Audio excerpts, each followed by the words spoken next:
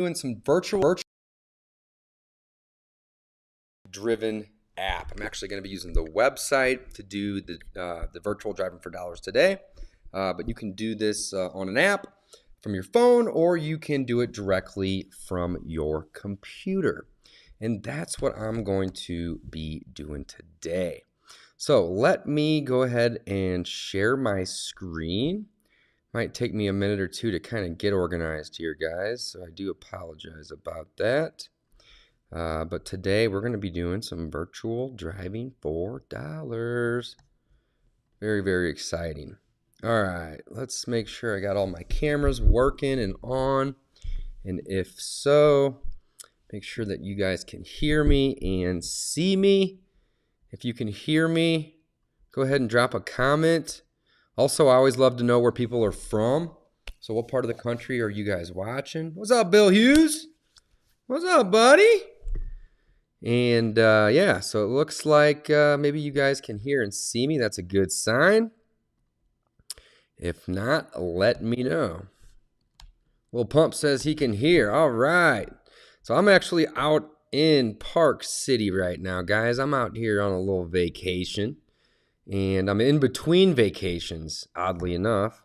I am going to be leaving here tomorrow, heading over to Beaver Creek to do some more skiing over there. I was able to ski today, and it was awesome. It was so much fun. And now back to work. I got to get back to the grind here, guys. I got to get those deals. And if you guys know anything about me, I'm a real estate investor out of St. Louis, Missouri. It's what I do, guys. I buy houses to wholesale. I buy houses to fix and flip. And of course, I buy houses to rent out. We've also recently kind of started doing some turnkey sales, which means we buy them, fix them up, rent them out. And once they're rented out and performing for a few months, we'll even sell those. So we do quite a few things. But at the end of the day, it all starts with motivated seller marketing. All right. Motivated seller marketing is really where it always starts. And the reason is it's very difficult to make money in real estate if you're not getting a good deal on a piece of property. You have to be able to find a deal on a piece of property for the doors to open up. So let me just explain what I mean here before we jump in, guys. But if you want to fix a property up and sell it for a profit, of course you can force appreciation by fixing this property up. And if you want to be a landlord, right, and you don't want to leave a bunch of money in the house, same thing. You can force appreciation by rehabbing it, but it's very difficult to force enough appreciation just from the rehab to be able to leave none of your own money in the deal. And when it comes to wholesaling, even more so, you have to have a motivated seller give you a deal on a property, right? And that's where the marketing comes in. So what I mean by the doors is when you get a good deal on a piece of property, right? You go out and you're able to buy a property at 60, 70, maybe 80 cents on the dollar. It makes it really, really, really easy to wholesale it. It makes it really, really, really easy to make a ton of profit fixing and flipping it. And if you're like me and you like to add properties to your portfolio with little to none of your own money, aka the Burr method, again, you're going to want to buy that property at a discount. And the reason is because when you buy it at a discount, you don't have to worry so much or focus so much on forcing a ton of appreciation. Now, we typically rehab all the rentals that we buy as well as the fix and flips. Wholesaling, not so much. But when you buy it at a discount, you don't have to worry so much about rehabbing it and forcing a ton of appreciation.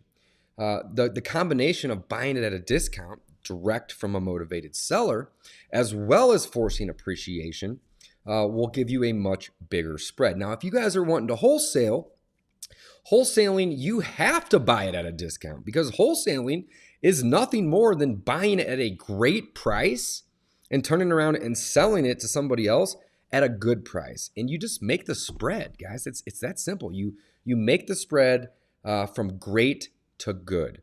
And that's it. It's that simple. So marketing to motivated sellers is really where this business starts, in my opinion, right? It's really where it starts. If you were able to find a deal at a discount, all of the doors are now going to open up to you. And I mean like a significant discount. I'm not saying like a 5 or 10% discount.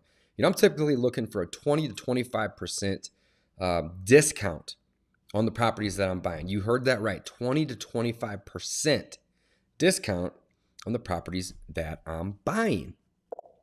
Once I get a property and I get a 20 to 25% discount, all of the doors now open for me. If I want to go wholesale it, hey, I can go walk through that door, no problem. If I want to rehab this and fix and flip it and sell it for a profit, again, the door opens for me, right?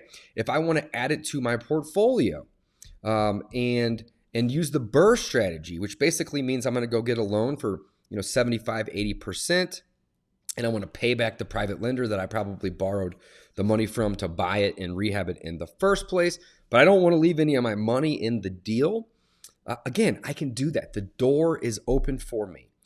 None of the doors open for you guys if you don't get a deal on a piece of property. So like the first lesson that anybody should learn, if they have any interest at all in being a real estate investor, is learn how to find deals direct from the seller at a discount.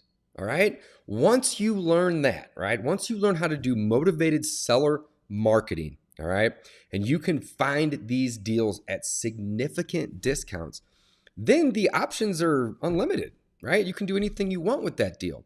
And whenever I'm making an offer on a deal, I'm not really looking so much at how much I can make on the deal. Instead, I'm really more looking at, what can I buy this deal at and screw up and make every mistake in the book and still break even or make a little bit of money. All right. So I've been investing in real estate for probably about 15 years, full time for maybe 6, going on 7. And I've only lost money on 2 pieces of real estate. And I've done 600 plus transactions. I actually have 110 properties under contract as we speak. And I've only lost on 2 of these out of about 600.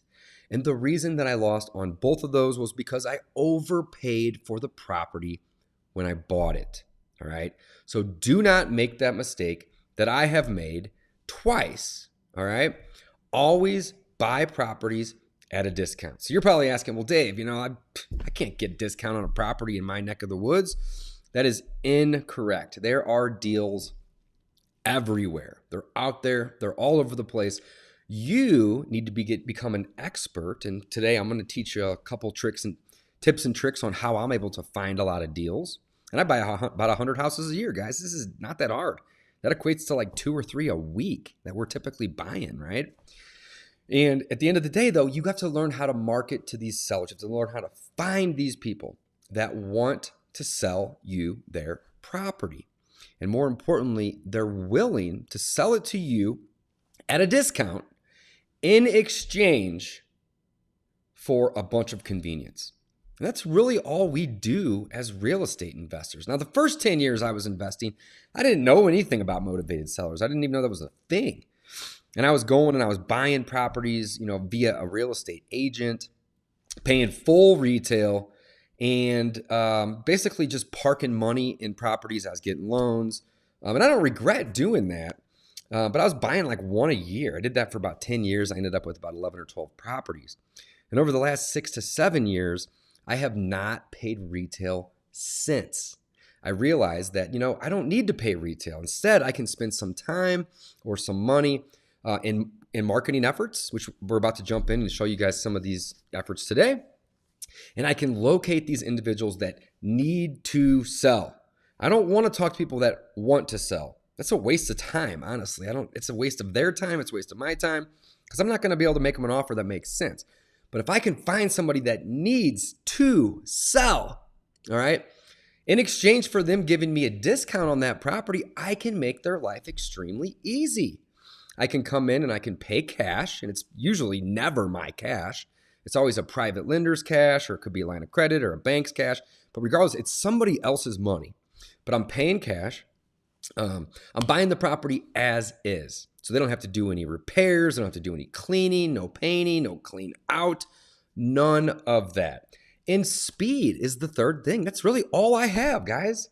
Cash, quick, and as is, right? So the last one was speed, quick. And, we can typically close a deal in 2 to 3 weeks. Not every time, of course. But if we're able to get a really good deal on a piece of property, we can do it in 2 weeks. All right. And I've even closed a deal in as little as 4 days before because I was getting it at like I was getting it at like 50 cents on the dollar. So if you are not already a real estate investor and you want to get into fix and flips, or you want to get into wholesaling properties, or let's say you're like me and your passion is passive income, so you can go hang out in awesome freaking houses like I'm in right now out in the mountains and go skiing all the time, then you need to learn how to market to motivated sellers. Because again, once you're able to find that person and trade them a ton of convenience in exchange for a discount on their property, you now have a ton of options, right? I call them doors. You can walk through that rental door. You can walk through that fix and flip door. You can walk through that wholesaling door. Those doors are open to you. But if you do not find a good deal on a piece of property or a piece of real estate, those doors are closed and you're not going to be able to get through them. Okay? So we are going to learn how to market to motivated sellers. Today, I'm going to make a quick video for you guys. And this is about driving for dollars. All right? We're going to be using a service called Batch Driven. These guys over at Batch are providing some of the most amazing solutions to market to motivated sellers. And I'm a massive fan of all things Batch. I'm using Batch Leads for my skip tracing and my cold SMS, as well as Leads, which is a new thing that they're providing. I'm actually using the Batch Dialer, which is amazing. I'm using Batch Skip Tracing. I've been using that for over probably 2 years now. And then, of course, today we're going to be jumping into Batch Driven. So these people, these guys, my friends over there at Batch, they have provided some of the most amazing tools to help us market to motivated sellers. All right. So today we're going to be doing some driving for dollars virtually. As you can see, I'm sitting here in the warmth of this beautiful home out here in Park City, Utah, after a morning of skiing. Feeling good. And we're going to do some virtual driving for dollars. We're going to drive St. Louis, is my hometown. It's where I live, and do the majority, about 97% of all of my investing. And we're going to try to find some distressed properties with this software, this website. And once we find these distressed properties, we are going to either mark them down and send them mail and cold call them at a later time, or depending on the property, I might even do an instant skip trace and call these individuals right here on the spot. So thanks for watching. Let's switch over to the computer here. We'll make sure that you guys can still see me, which it looks like you can. And let's jump right on in. So again, I'm over here at Batch Driven. Guys, if you haven't heard of Batch Driven, it is a driving for dollars app. If you use the link that's provided with this video, you can get a 7-day free trial, as well as 50 free skip traces. And again, it is an app, but you can also use this tool from your computer to do virtual driving for dollars, which is what I'm going to be doing today. So definitely check it out. Take advantage of that 7-day free trial. You would be dumb not to at least test it out for 7 days. And that's really it. It's that simple. So I am going to jump on in here. Before I do so, I'm going to take a look at some of the comments. We got Toledo, Ohio in the room. We got Beaumont, Texas in the room. SCL stand up. Oh yeah, that's what I'm talking about. We got Michael Batista. I like him. We've done some podcasts together. Michael's a good dude. Kevin Collins says great video quality. Thank you. I brought my nice camera with me. And my buddy Andy Lessie says great video, Mr. Dodge. And I appreciate all your guys' comments. Again, if you are just joining, drop in and let me know where you guys are from. So once you log into Batch Driven, you're going to see, oh, and I almost forgot, this app is so incredible. And for the reason, well, for multiple reasons, but one is it has texting built right in. So essentially, as I'm adding these properties, I can text these sellers directly from the app in the phone or from the website. And I'm a huge proponent of separating personal and business. The last thing I want to do is be out on the ski runs and having my phone blowing up with motivated sellers, right? So using this app, this software, we're able to create a phone number, and it has its own basically portal for messaging our motivated sellers. Really, really, really, really amazing. Absolutely love this service. All right, so let's jump right on in. So if I click here on properties, you're going to see that we have some properties in the system already, which is really cool. Here would be our messaging, and you can see that we've sent a couple messages in here. We have driving routes. You can see that we've done a couple driving routes. I'm actually kind of new to using this software, but it is amazing. You can actually set up SMS campaigns as well as direct mail campaigns, right? So you can do both in this software. You can set up postcards as well as the SMS. And then, of course, reports, settings, help, and so on, all right? So what we're going to do is we are going to go back here to St. Louis, Missouri, and we are going to, am I in St. Louis? Let me zoom out here so I can kind of see what's going on. Oh, yeah. So you can see we've already added some properties here. Or maybe these are just new ones that have been added. Status new. Yeah, these are probably new ones that we have added. But today, I want to do some virtual driving for dollars. And really fluorescent, kind of up in this area, up in here, has really been good to me over the past, oh man, I would say 4 to 5 years, maybe a little longer in terms of the rental market. And you know, my passion is passive income. You know, wholesaling is great. I love it. We do 7, 8, 10 of these a month on average. However, it's a job. And it requires a lot of work, and you can make a ton of money doing it. I mean, it's basically the best job I know of, right? But at the end of the day, when you close a deal, you know, the money stops. You have to then get out and do more marketing and do another deal.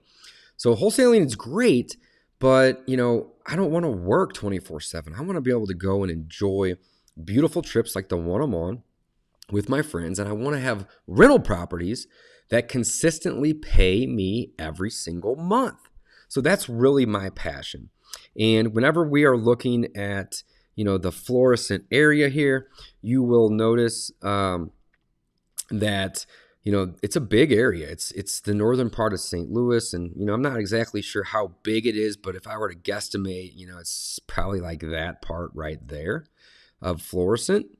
And again, it consistently brings us really good deals that we can add to the portfolio using the Burr method and pay back our lenders for the purchase and the rehab, and get these properties added to our portfolio with literally none of our own money after, you know, at the end of the day. It's really, really, really cool. All right, bear with me, guys. I am going to take my little guy up here in the top right-hand corner, and I'm just going to go ahead and drop him in right here. And you're going to notice that when I do that, it's going to take me over to what would look like Google Maps. And in the bottom, you can actually see that it says 2021 Google image date is April 2019. So depending on the street that you are on, you are going to get images that, you know, may be a little older, but primarily, you know, typically these images are going to, you know, be relatively, you know, updated. And really what I'm going to start doing here is I'm really just looking for properties that show signs of distress, right? I'm looking for properties that are going to have tall grass. I'm looking for properties that maybe have boarded up windows. I like to see properties that, you know, maybe have the gutters falling off of them. And I think I can maybe turn this. Oh, I can. That's really, really cool. Turn this to the side and get a little bit better angle of some of these properties. Now, I do want to kind of look at the other side of the street here as well. but this gives me the ability, to see these individual properties, which is cool. So this right here, guys, this is what I'm doing here. This is virtual driving for dollars. $14.90 Flickr. Is that this one? That's $14.95. I think that's this one. That's $14.80. This one here is $14.90 Flickr. I feel like I've owned this one before, but maybe I'm crazy. I don't even remember. But basically, what I'm going to do is, let's just use this one as an example.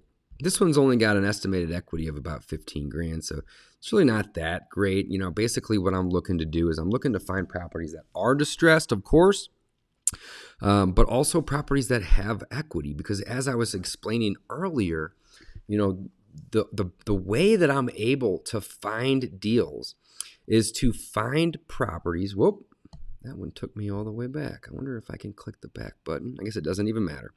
Here we go. There's some bushes on this one here. So if I click this, it's going to show me that we have a sale price of $71,000 back in 2019. It has an estimated equity of $18,000. It has the square footage of the property, and it's actually an absentee-owned property. So I'm going to click right here, and I'm going to add this property. So what I can do from here is I can scroll down, and I can add a phone or an email if I have it, or I can actually click right here and do a skip trace. Now, guys, this is the coolest thing. Boom! Look at that. Instantly, I now have a phone number. I can edit the number. I can save it. I can delete it if I want. What I can also do is I can send an SMS. So let's go ahead and send an SMS. We can say, let's create a new campaign. We're going to call this D4D 1321. Description would be driving for dollars virtually. I can't spell. And I don't think I have a template built out. Maybe I do. It looks like I do have a template here, which is cool. This will be the SMS that I want to send. And I could also build out a schedule where if I wanted to put these individuals into a drip, I could do so, which is really, really cool. All right. So it looks like I could maybe add a message. And this is it right here. I could do day 0.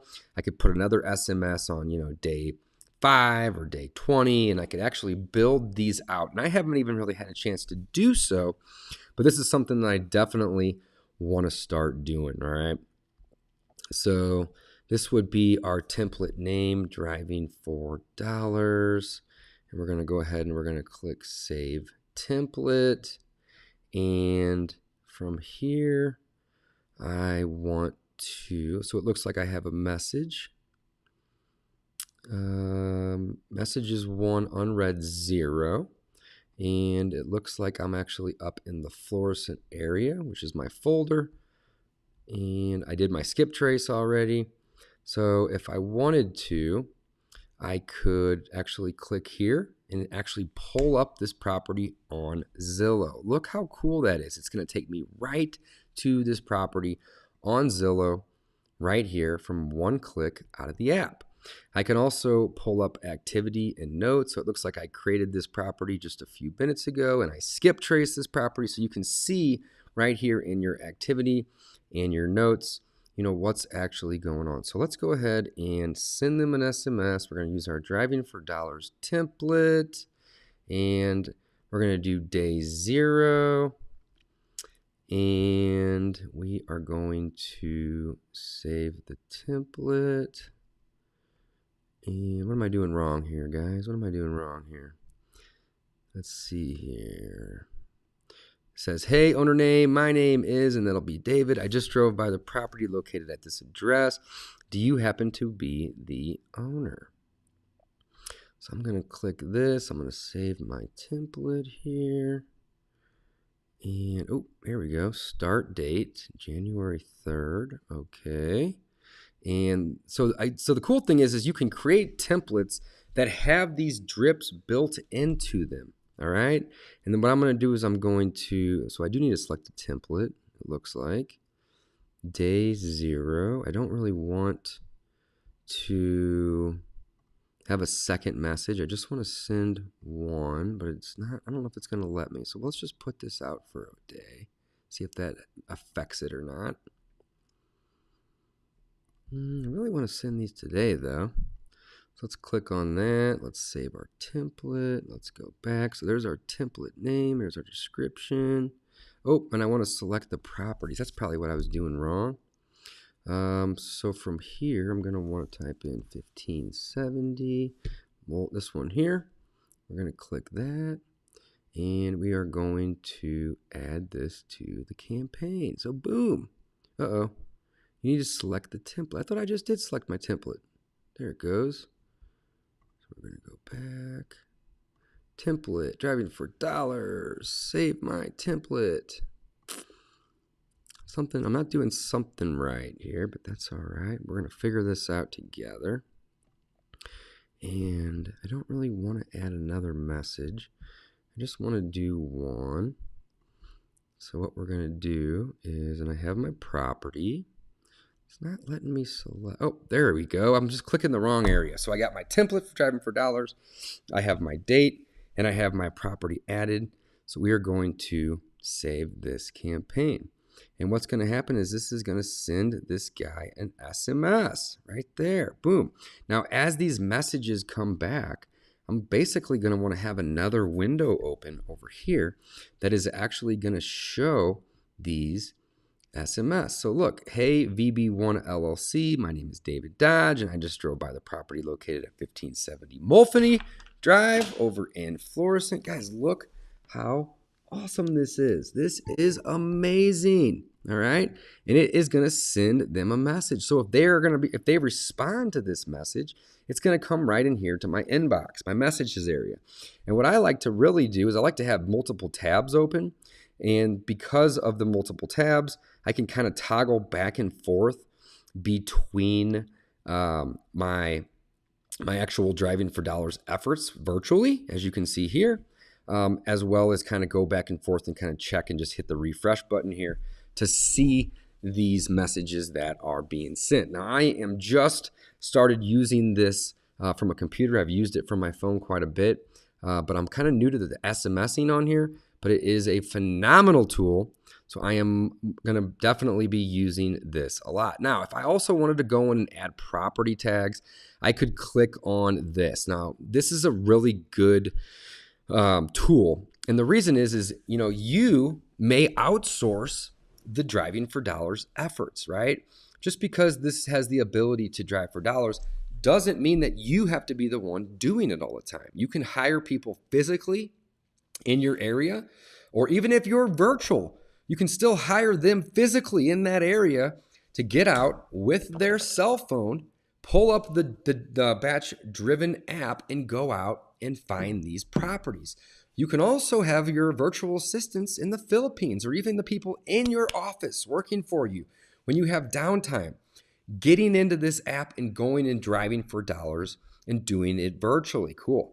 And then the cool thing is you may want them to put a tag on it. Is it missing siding? Does it have broken gutters? Are there windows that are broken out?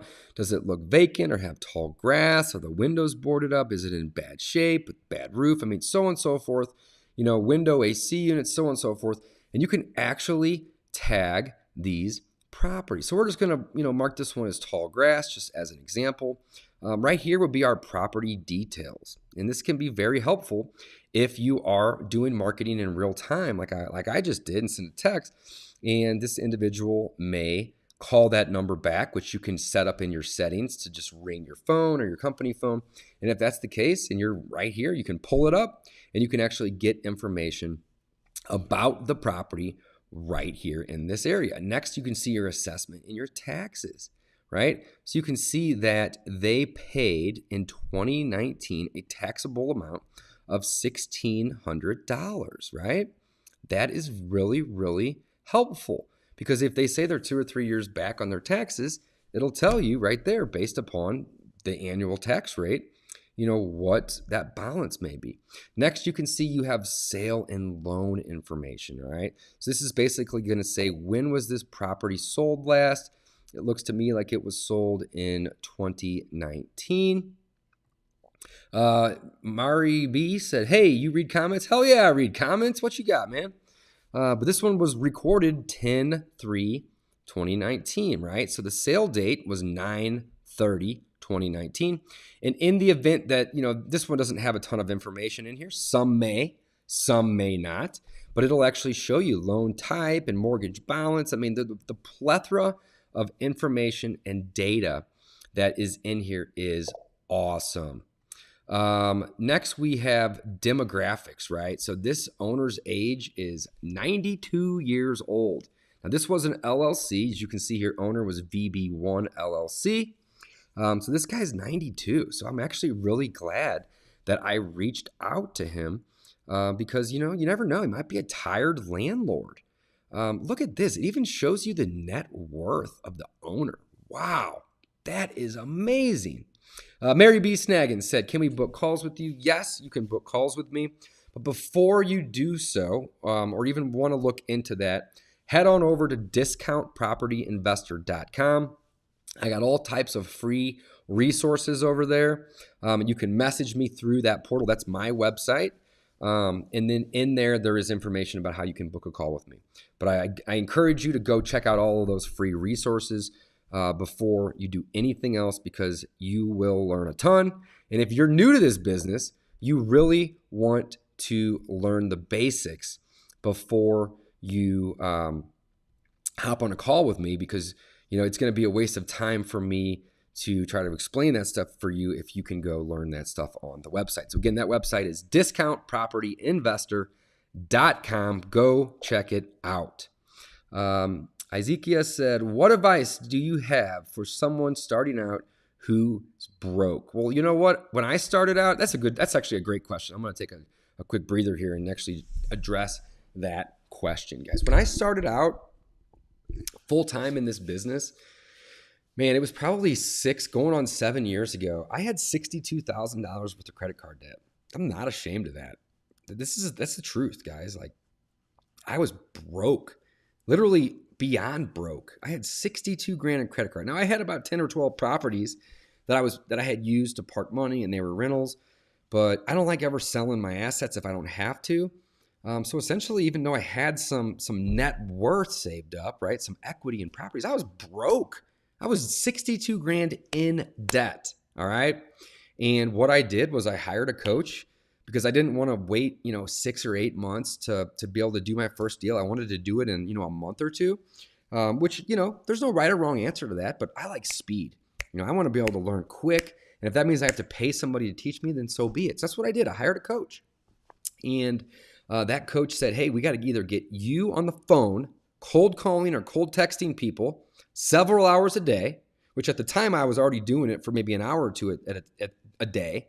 At a time, basically per day. And he said, we got to triple that. I need to see you 3, 4, 5 hours a day doing this, or you need to get a budget put together to send out some direct mail or get a website built and then start marketing that website online. Basically, you need to do marketing to get your phone ringing, David. That's what he told me. My coach's name is Joe. We're still friends to this day. Phenomenal guy. And, for the most part, though, he said it's either you calling them or it's me calling you, right? So it's either you calling them or they calling you, one or the other. That's really what it comes down to. All of your marketing efforts. I don't care if you're going to go do some, driving for dollars or virtual driving for dollars, or if you're going to, send direct mail, or if you want to do AdWords or Facebook ads, or you want to do bandit signs, or cold calling. I mean, it doesn't matter, whatever it is. At the end of the day, it's either you calling them or they calling you, period. All right. So I was $62,000 in debt. And I hired him, I think it was 5 or 7 grand. I can't remember, it was 7 years ago, for the coaching program that lasted like 8 weeks. It was a shorter one. And on top of that, I think I spent another $2,000 or $3,000 on a direct mail campaign. So basically I spent, 8 or 10,000, give or take, and I was 62 grand in debt. I put that 8 or 10 grand, whatever that number was, on more credit cards. So I went from 62 grand in debt to, let's call it $70,000 in debt. Now, I'm not encouraging you guys to go do this per se.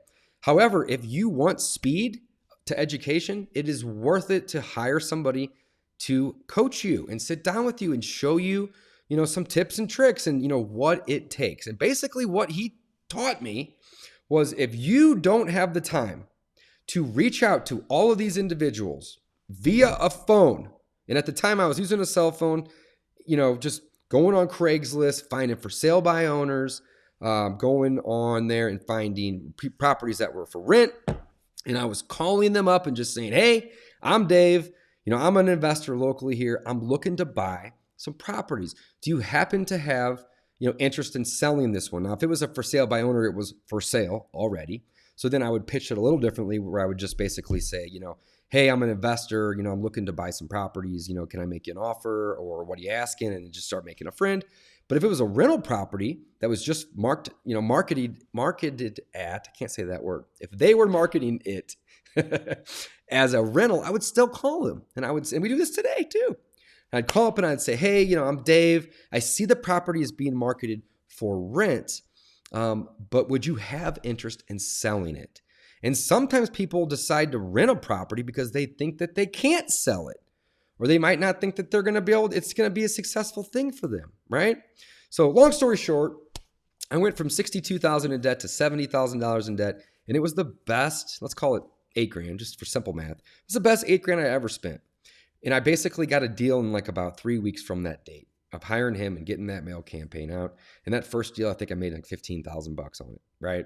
And I was able to dig myself out of that $70,000 hole in just a couple short months, guys, like 4 or 5 months. I was out of debt, and that was 6 years ago. And now our company's doing, 7 to 10 wholesales a month. On a bad month, maybe 5. But, there's not a month that has gone by in the last 6 years that we have not done at least 2 or 3 deals. We are buying houses, 2 to 3 times a week. I mean, literally, I bought 100 houses last year with my team. Now, not just me, but my team. I have a team that's built around me at this point. So if you are broke, right, there are things you can do, right? You don't have to go hire a coach or, drop a couple $1,000s on a mailing campaign like I did. But if you do that, it's going to speed things up, all right? What you can do, if you don't have any resources, you're broken, you don't even have credit cards, or maybe they're maxed out. I was fortunate enough to have a little bit of availability on my cards to be able to do that, right? But what you can do is you can get bandit signs, right? I know people that don't even buy them. They will go to like Costco or Sam's Club or Target, and they will literally go talk to the manager and just say, hey, can I get a bunch of the cardboard boxes that all this stuff comes into the store? And they typically take that stuff out back and throw it in a dumpster, right? And they can take those cardboard boxes and cut them into bandit signs and get a big ass Sharpie and start writing on it that says, we buy houses, with a number on it, guys. It's that simple. Go out, put up bandit signs. You don't even have to buy them. You can get cardboard. If you're buying stuff online, or, go to the local store down the street and ask them if, you can take the trash, literally take the trash and turn it into a bandit sign. So there was lots of ways. I think that was Mary B. that says, are there ways to do this? So that was actually Ezekiel. I don't know if I'm pronouncing your name right. I apologize here. It's really small. But yes, there are ways to do this, guys. You do not have to have a crazy marketing budget. However, if you do have money to spend on your marketing, it's going to significantly speed things up. And more so, it is going to give you freedom, right? I mean, it's either you calling them or them calling you. I've said it 5 or 6 times now, right? So if you don't have money to market to them to where they can see your marketing message and call you, literally you watching right now, I think there's 24 people watching right now, you guys have to be the one to pick up the phone and call them. At the end of the day, it's one or the other, period, okay? So can you do this with no money? Absolutely. A couple more comments and we're going to jump right back on in here. How do you get cash buyers to get inspections? You have a property under contract and you send them over. It's simple. Don't overthink that at all. Do you know the guy who do mentorship? I have a coaching program and do mentorship, so you could always reach out to me. And it says, so you're recording, doing the sale by the owner, starting off cold callings. Not really sure I understand that question, but yes, I started out by cold calling and doing a little direct mail. Bandit signs, we still do bandit signs on and off.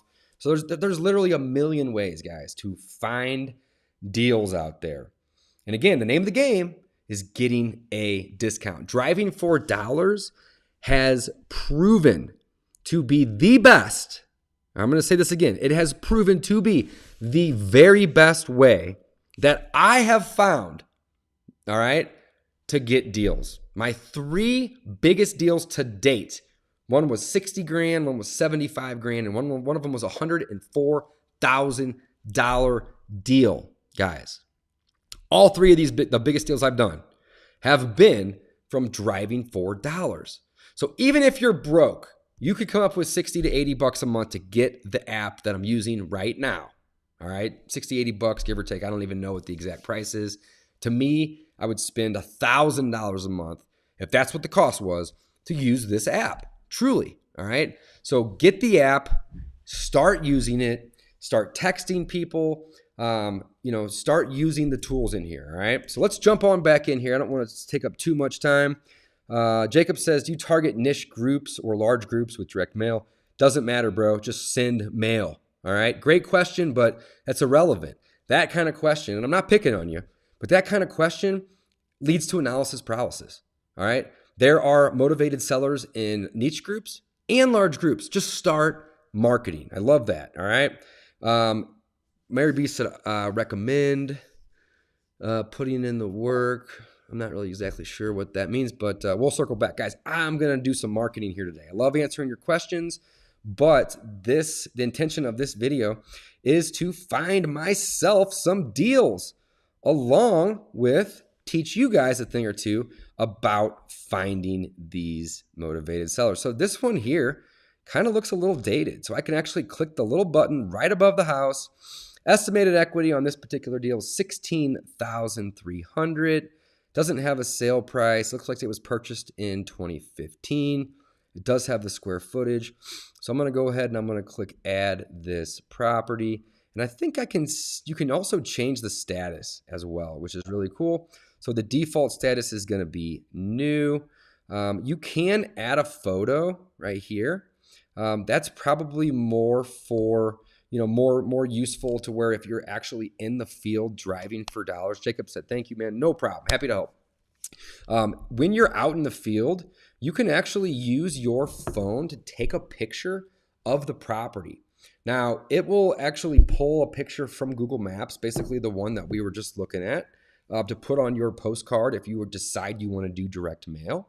But if that picture is maybe dated or it doesn't have, the broken windows, boarded up windows, the broken down cars in the driveway, or the hole in the roof, on the actual picture from the Google Maps, you can actually take out your phone and go up to the property and snap a photo of that and add it right here. So the postcard that you're sending these individuals will have that picture on it. So that's really, really, really good little tip. And that has proven to work very, very well for us, right? So again, guys, if I wanted to find this particular seller's information, I can click this skip trace button right here and boom, look at this. I got 3 phone numbers. That gives me a landline and 2 cell phone numbers. So let's say I want to go ahead and I want to send them an SMS. Here's my campaign name. My description is driving for dollars virtually. It already has in my driving for dollars template. You can see that the date is today, January 3rd. I'm going to click select properties. And the newest one on top is the actual property, Mary T. Toko. So I don't even need to go search for it. I'm learning here, guys. I'm learning with you. And I can click add to the campaign. And boom, just like that, they've been added to the campaign. They're going to get a text from me. And once that text comes back, it's going to go over to my inbox. So the inbox is just over here on the left side. You can see this thing kind of opens and closes. But basically, I can go in and I can click refresh, and you should see that. Look at that. Mary Toko got a text.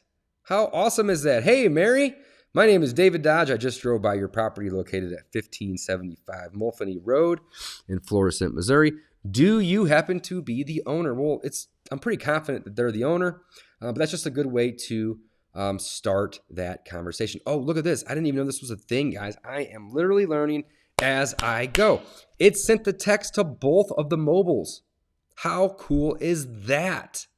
That is freaking awesome. So hopefully one of these two numbers is Mary, or maybe it could be Mary's husband or something along those lines. And the goal would be for them to text me back and say, yes, I am the owner. Well, from there, what I'm going to do is I'm going to say, great, do you happen to have any interest in selling this property? All right. And I'm basically just going to open up a line of communication with them to see if they have interest. And if they do have interest, I'm going to set an appointment to meet them. And I'm going to send either one of my acquisition guys out, or I love personally going on appointments. I know a lot of people, that's like the first thing they want to outsource. I buy 100 houses a year, guys, and I love going on appointments. Literally, I like outsourcing everything but the appointments. That's just me. But that's just me. I like going out and meeting people. You can see the camera right here in the shadow. That's kind of neat from the Google car. But I like meeting people and talking with them about the property and offering them a solution to buy the property, right? Hopefully they have some sort of distress. Well, I shouldn't say hopefully. Sometimes they're going to have some sort of a distressed situation. And when they do, I can offer them a ton of convenience. Hey, look at this one, guys. Looks like we might have found another one here. So this one here looks like it's just kind of got a bunch of bushes and stuff in the front. Doesn't look terrible, but you never know. So this is 1560 Flickr. I know I own a house on Flickr. I can't remember the damn address. 1580, 1590, I can't remember, but I own one on the street already. That's kind of funny. But you can see here, estimated equity is 16 grand. Again, I can click here and I can add the property. So let's take a couple quick questions here, and then we're going to send some more texts out. And I'm actually going to start sending some mail today too, guys. I got about an hour here before I got to jump off. But Jacob said, I have a problem right now where the seller is a hoarder. I just bought one last week. Was it last week? The week before.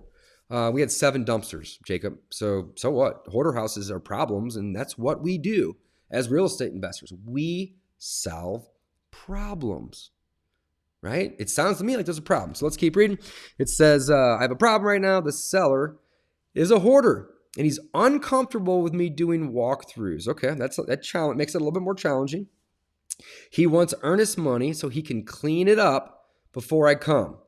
How do I overcome this objection? Well, that guy doesn't sound like he needs to sell. Sorry. Sounds to me like he wants to sell. And I'm very straightforward with all the motivating sellers that I talk to. I tell them, I don't need to buy, right? I'm looking for people that need to sell. So if you just want to sell, I'm probably not going to be the buyer for you. I lead by disqualifying myself. And here's the thing, guys. For the first 2 or 3 years in this business, I was chasing leads. I was chasing sellers just like Jacob is describing here. And yeah, I was getting deals, but I was working like 10 times harder than I work today. I'm pretty lazy. I only want to work a couple hours a day. Let's be honest.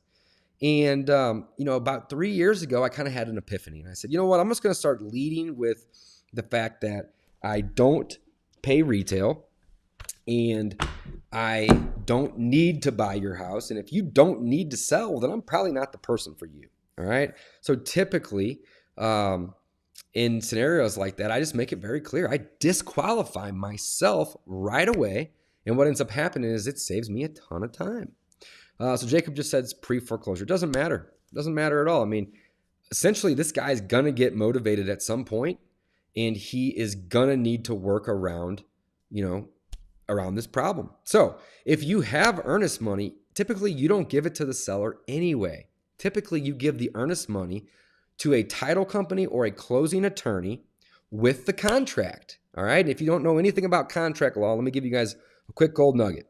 In order for a contract to be valid, it has to be signed by you, the buyer, and the seller. It has to be deposited, or I should say it should be delivered to a closing attorney and or, there's no right or wrong answer there either, and or a title company. When you give the contract to the title company, it's still not a valid contract. You have to deposit earnest money to that closing attorney or that title company. And the earnest money is what we like to refer to in the contract world as due consideration. It's consideration, all right? So I think there's only been 1 or 2 times ever out of about 600 deals that I've given the money to the seller. And the reason that I did that is because I didn't know better. I literally didn't know better, right? It didn't matter. The title company recognized it later because I was able to get a receipt and give them the receipt and so on and so forth. But to this day, right now, I will never give money to a seller, ever, ever, ever, right? Because my contract won't be valid. It has to be deposited into an earnest money account. Basically, it's called an escrow account. And that is what makes your contract legal. You have to have consideration with your contract deposited into an escrow account for it to be legal. So Jacob said, awesome, David, thank you. If he's motivated enough, he'll call back. Absolutely, he will. All right. I'll follow up in a week. That's what I was getting ready to say. Follow up in a week. Jacob, you got it, man. You're a pro. That's it. Don't overthink it. Move on to the next lead. Follow up with him. All right. Now, another note before I jump back into the driving for dollars here, guys, is whenever I deposit earnest money, it's typically $10. It's a check. Title company typically wants a money order or a cashier's check. It's actually illegal in my state. I don't know about your state. I have no idea about your state. But in my state, if you deposit earnest money and it bounces, it can be considered a felony.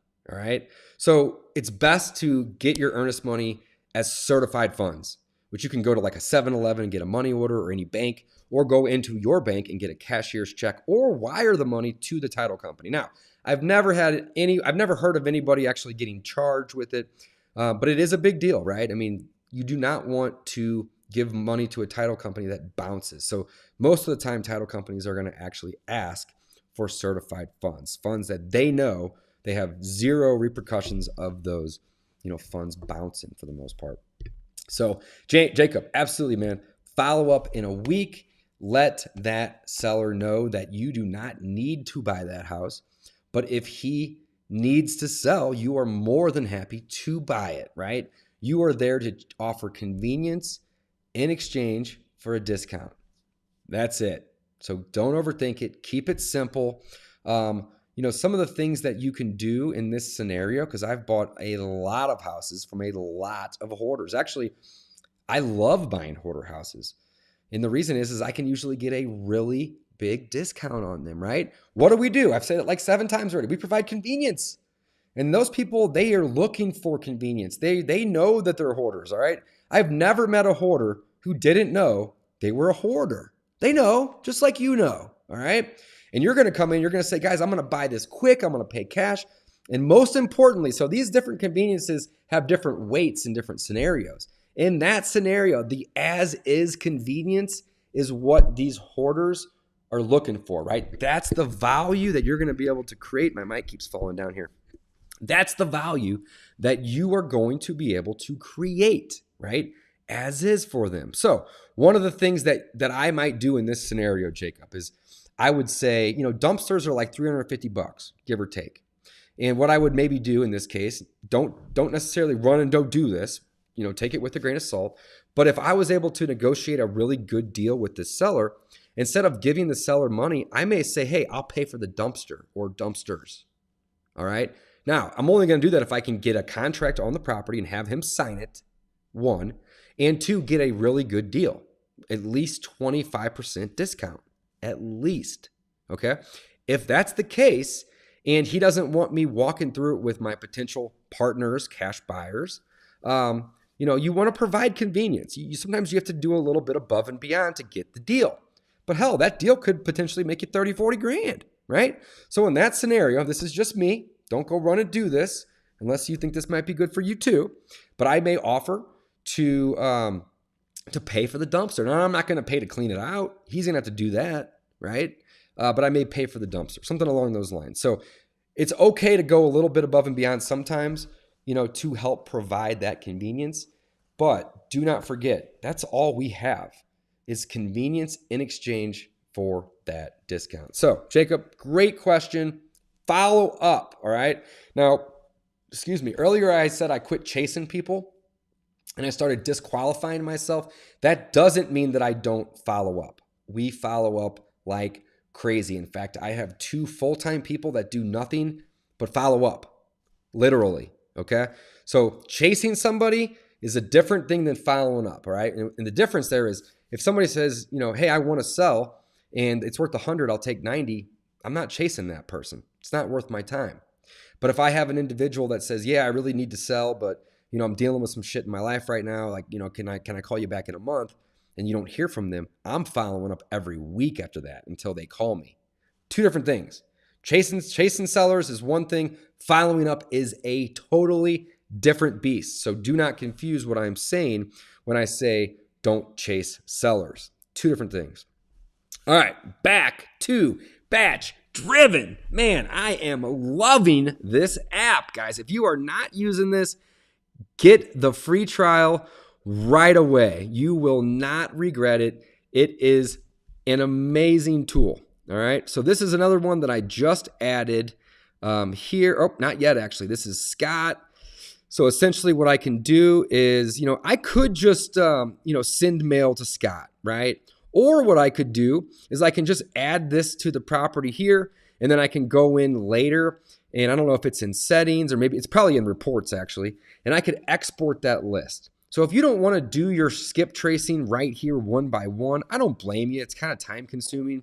If you don't want to, send text out of here as well, that's fine. It doesn't matter. To each their own. Sometimes what we'll do, you're welcome, Jacob. No problem at all, man. Happy to help.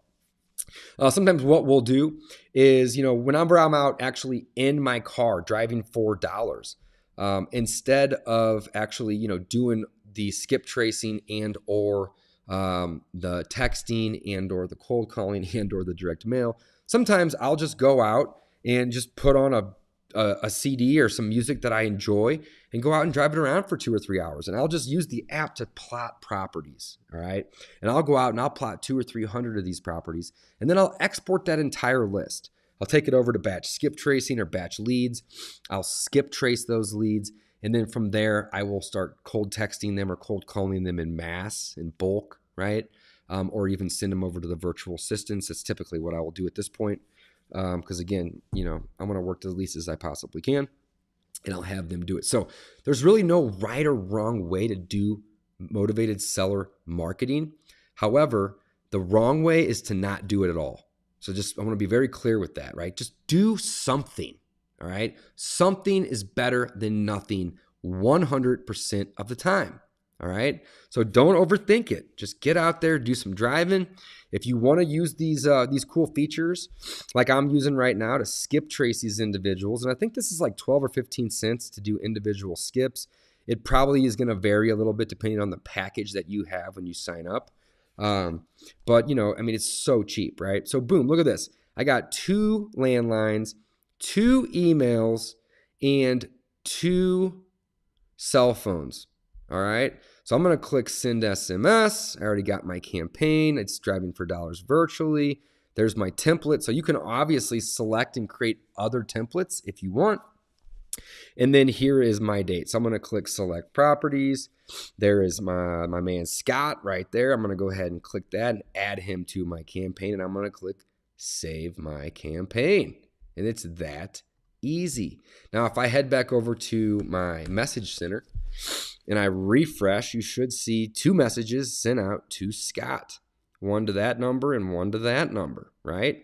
If I click in here, you're going to see any correspondence. So it doesn't look like I have anybody that has responded yet. And that's okay. You can click this little button right here to do a refresh. I just hit Command R on my keyboard here. It's the same thing. And you're not always going to get people that are going to respond right away. Sometimes they may, other times they may respond later tonight or tomorrow or even a week later. Don't let that, stop you. Hey, look at this. Somebody responded. This is not Scott. Please remove this number from your list. And I'm just going to respond and say, yes, of course. No problem. Have a wonderful day. I like to kill people with kindness, right? I'm never trying to irritate people when I'm doing my marketing. I'm really just truly looking out to find motivated sellers. So one thing that I can do now is I can actually delete this message. And the reason that I want to do that is I may come back in here later and send another message, even if they don't respond, and just say, hey, I'm just following up, wanted to make sure that I got the right person. I am looking to buy, so on and so forth. So in this scenario, I am going to just click this button right here, and this is going to delete that message from my message board. Simply put, guys, this is not rocket science. Keep it simple. And then look, another one came back in. This is also from Scott. No, I no longer live in Missouri. Sorry. So I'm just going to say, oh, okay, no worries. Thanks anyway. Have a wonderful day. And that's it. Boom. It's just like that. All right. Sometimes the data that they pull back isn't going to be the right data, but for the most part, 70, 80, 90% of the time, it just kind of varies. You're going to get the right number. All right. So this particular property maybe just doesn't have the property records updated. Who knows? And that's going to happen, but so what, right? Some marketing is better than no marketing, guys. Keep that in mind, all right? So let's try to find a couple more. So I'm basically just driving around virtually from my laptop. I'm out here in Park City with some friends doing some skiing, and had a couple hours to kill before we headed out to dinner. So I just decided, you know what? I am going to go do some virtual driving for dollars, see if I can help a few people online, and teach them a couple tips and tricks, but even more so, try to find myself a deal. And that's really the name of the game. And that is a big old tree in that yard there. So we're just kind of cruising up and down these streets, seeing if we can't find ourselves some motivated sellers. And the way we do so, guys, is we are looking for distressed properties, all right? This one doesn't necessarily look distressed. I'm really wanting to kind of find properties that have a little bit more equity than just about $15,000. That makes me believe that they probably put down 20% when they bought it. Not necessarily, but that's typically what I've seen in the past. From when the equity's low like that, it means that they probably don't have a ton of equity that they're willing to part with. And again, guys, look at this. That's a beautiful tree right there. This is a picture from the fall. And you can look down here and you can actually see the image date. So this is actually October 2012, which is a long time ago. And, it's actually kind of rare that they're that dated, right? So I can click here and I can actually hop out of that street.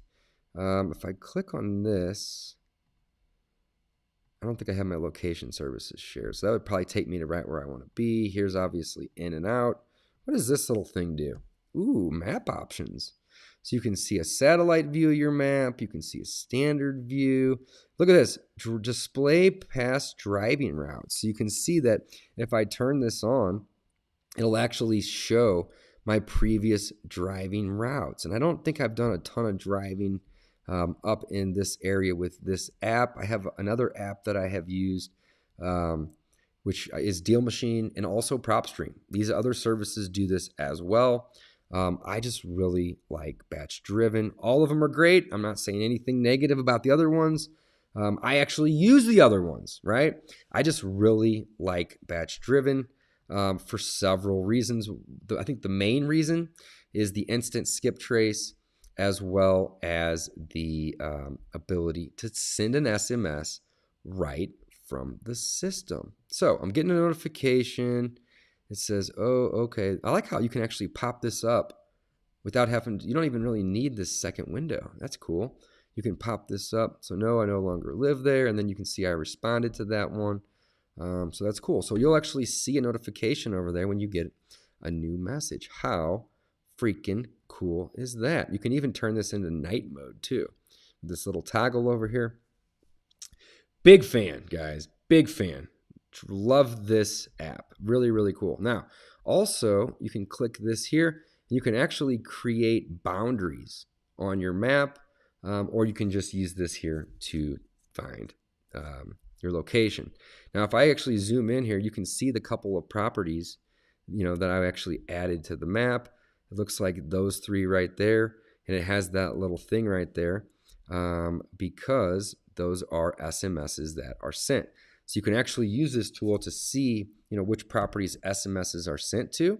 One thing that you can do here as well is you can go to driving routes. You can see your existing driving routes. Or I think there was a way. Let's go back into this area here. Oh yeah, this is it. This takes you in and out. That's what that little guy does. I don't want that. I want to go, where am I doing here? I want to go to this. Let's go over to this street here. And let's spin around. There's a nice little 2-car garage. And I can click on that, and that's actually going to record my driving route. I didn't even know that was a thing. They had mentioned it to me in the past. So this is really cool. So let's do a couple of little zigzags in and out of the neighborhood. And even my virtual driving for dollars is going to create a driving route. Guys, this is amazing. And the reason that this is so amazing is because you can have several people in here. You can actually build a team out and have them driving for dollars simultaneously, right? It doesn't matter if they're physically in the field, boots on the ground doing this, or if they're doing it virtually, and you can still trace those routes. And why does that matter? Well, you don't want to pay somebody or yourself. You don't want to waste a bunch of time driving up and down a street that you've already hit, okay? That would be a waste of time and quite foolish. So you can hit that little toggle right there in the top right-hand corner right here, and that will actually turn on and off the route tracking. Wow, that is awesome. And that right there is just our little property button. So let's just keep cruising, see if we can't find some properties that look like they need some work. All right, now look in the bottom right corner. This one was April 2019. So again, the image date will actually appear in the bottom right-hand corner. If the property is 2012, like the last one, you might want to save that one for in person. But typically, the way I look at it is if the image is within the last 2 years, the odds of that property looking worse than it looks now are very high. Not always. But, typically, if a property is distressed, it's going to stay that way until it's sold. It's just kind of the nature of the way that it works, right? Not always, but typically, right? So let's go down this street here, see if we can't find ourselves a property that looks like it needs some work. And I'm going a little faster than typical here because I'm just kind of cruising.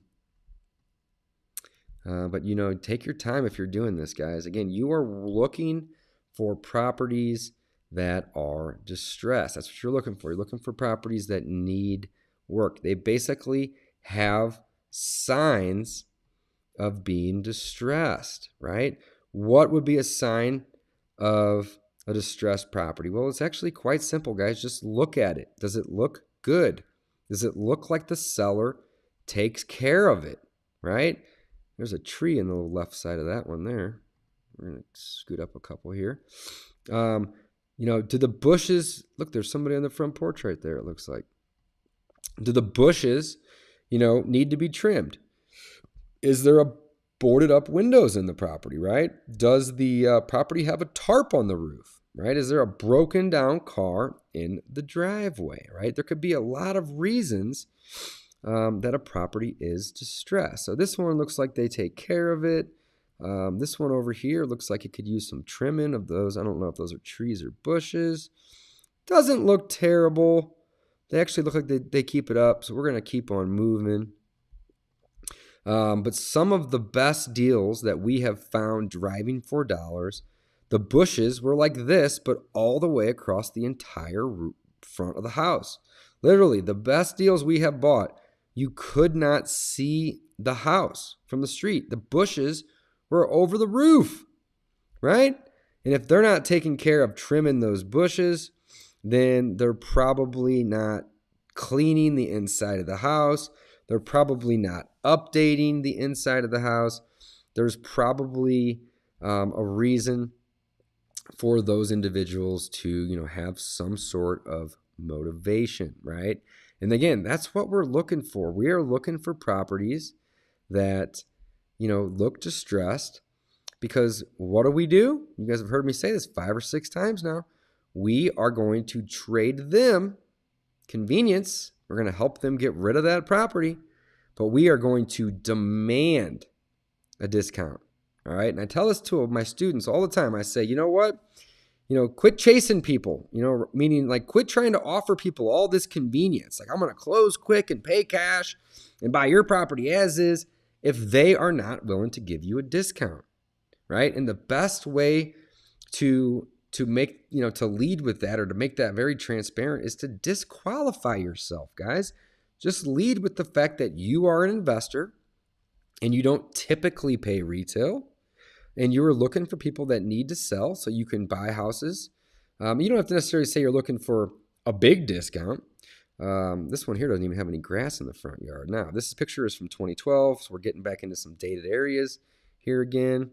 Let's see if we can get some more recent pictures here. I don't know if this street's going to work or not. So we're going to turn off our tracking. And I don't know if this is going to do it right here or not. Thought it would. Let's refresh and see if it adds it. You may have to end your session for it to add it to the map. Honestly, I'm not even sure. It's kind of a new feature. Uh-oh. I refreshed and lost my stuff, so I fell over. Florissant, Missouri. We're just going to go right on back over. Now look at this. You can also do filtering options. So this is kind of a new feature, right? Only properties that are not already in your database will be added to this folder. So let's say I want to check vacants, tax delinquents, tired landlords, maybe inherited properties. I want to put my equity to like 35% up to 100%. Year built doesn't matter. I want not on the market. Owner type isn't really going to matter because I'm only selecting, vacants will include, some of these up here as well, but I don't really care. Tired landlords, tax delinquents, inherited, vacants. Those are good ones. You can also use this to find yourself cash buyers. And then my dwelling, I want that to be, my residential. So look at this. Out of the Florissant, Missouri area, based on this criteria, I can actually use this right here and select folder to save in. So I can actually save these properties to my vacant folder. 566 properties found. We're going to go ahead and we're going to click save those properties, right? Now, they do have a new tool. I have not used it yet, but I'm going to give it a shot here. And I believe, let me see if we can do this. So we are going to want to say, you can actually sort and filter. There is a way to where you can actually set a driving route to be able to go drive all these properties. And quite honestly, I don't even know how to use it, so I'm not going to mess with that right now. But if I zoom out, you can see that I've added all of these properties. What's going on here? Okay, there it is. Had to load. So you can see that we were able to add a bunch of properties just like that. All right. So let's say I want to zoom in on these 12 houses. Let's zoom out just a hair here. I went way too far in. There we go. And let's take a, oh man, keeps going too fast on me. Okay, cool. So here, look at this, boom. So I don't even necessarily have to go driving down the road like I was doing earlier to make this work, right? I can actually just find properties that had hit that criteria from what we were looking at earlier, right? And if I wanted to show my driving routes, I could very easily. So here is one here. Let's scroll down. They've owned it for 19 years and 9 months. They bought it in 2000. Looks like the owner's name is Annie Rennell. And I want to go down and I want to look at sale and loan. They only owe 45 grand on this one. This one would be a great one. So again, if you wanted to send mail, you could. Or what you can do is you can text. So there's 1, 2, 3, 4, 5 numbers that I was just able to get for Annie here. And by doing that instant skip trace, it pulls it up. And next I can go down and I can create myself a campaign. So if I wanted to send mail, I could. But today I'm going to just do, I'm going to just send a text. So we're going to call this, this one it's going to be called, we'll just say D for D1321 and driving $4. But this one is going to be a little different because it was, this was a preset filters.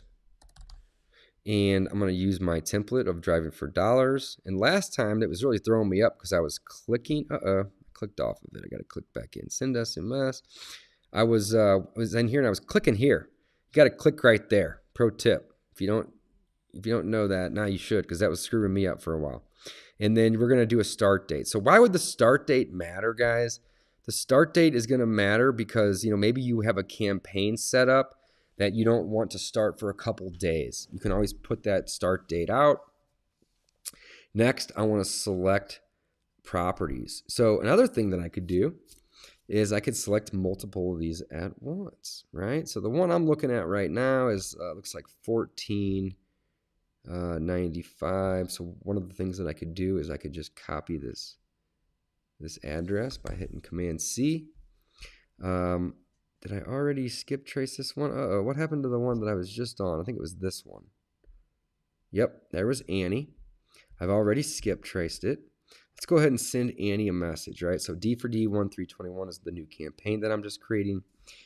Driving for dollars, the preset filters. I have everything I want right there. And I need to get Annie's address. So this one looks like it was 2019 Kraus Hill. So I can copy this. And there's probably an easier way to do this, guys. I'm kind of learning here as I go, right? So send SMS. I'm going to click select properties and I'm going to paste that in. Boom, there it is. There she is. And if I wanted to, I could go in and I could select all, so on and so forth. So if I really wanted to get crazy, I could, click add to campaign, and then I could create more properties and so on and so forth. So we're going to click save campaign and boom, just like that, we're going to create a new tab here. And I want to go in and I want to see, she should have gotten 1, 2, 3, 4, 5 numbers text. So there should have been 5 text messages sent to all of those mobiles. Look at this. 1, 2, 3. Let's refresh and see if I have a couple more. 1, 2, 3. So only 3 of those were sent. And the reason that only 3 of those 5 were sent could be because those numbers are bad numbers, or those numbers maybe are on the do not call list. There's a couple reasons. They could be known litigators, so on and so forth. So, not all the time are all the numbers going to be textable. Obviously, you can't text a landline either. So there's certain reasons. If I wanted to stop the campaign, I could click this stop button. And if I wanted to send mail, I can go in and I can send mail this way. So this is going to be, we're going to call this Fluorescent D4D 1321. Sending mail. D4D. Call this. I cannot type at all. Next, we're going to have a template, guys. Look at this. You have a couple different templates to choose from. I'm not too picky, so I'm going to select postcard number 7.